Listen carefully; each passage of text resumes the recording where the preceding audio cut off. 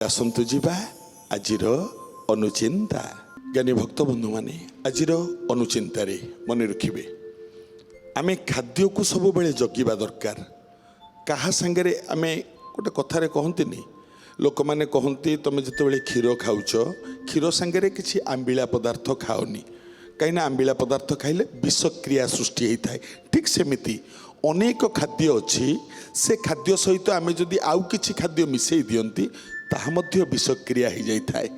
वैद्य शास्त्र रे प्रमाण मन रखिए कौन क्षीर सांगरे जदि क्षीर खाउचंती क्षीर सहित केबे मूला रसुण खाइबे नहीं। क्षीर सहित मूला रसुण खाइबे नहीं।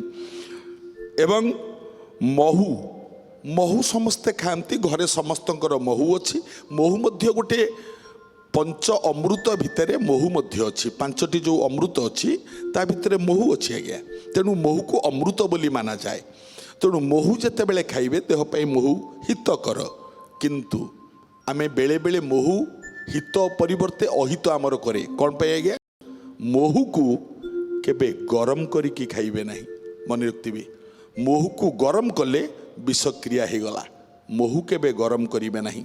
आउ गोटे कथा कहूँ आज्ञा किछि लोक अछंती आजिकाली कोठु कौन किए कौन कही कौन करुचंती कौन गरम पानी सहित महू मिसई आउ कौन मिसई सब खाउचंती। मन रखिबा आज्ञा महू को केबे गरम करा जिबा उचित नुह।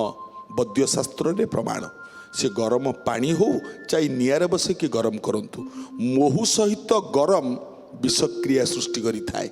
महू सहित ठंडा पानी रे खाइबे केबे गरम पानी रे महू खांतु नहीं।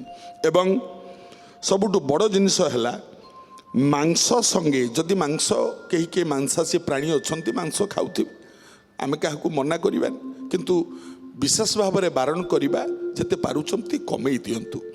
किंतु मन रखिबे मांस संगे महू दूध गुड़ एवं बिरी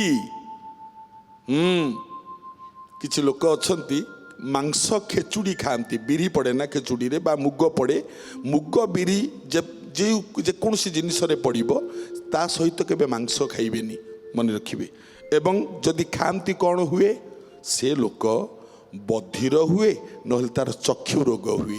जो माने यही काम गुड़िक करती यही खाद्य संगे यही खाद्य खाती भविष्य से माने बधिर हुअन्ति किंबा चक्षु रोग तांकर हुए बोली वैद्य शास्त्र रे प्रमाण मानिले मंगल हब।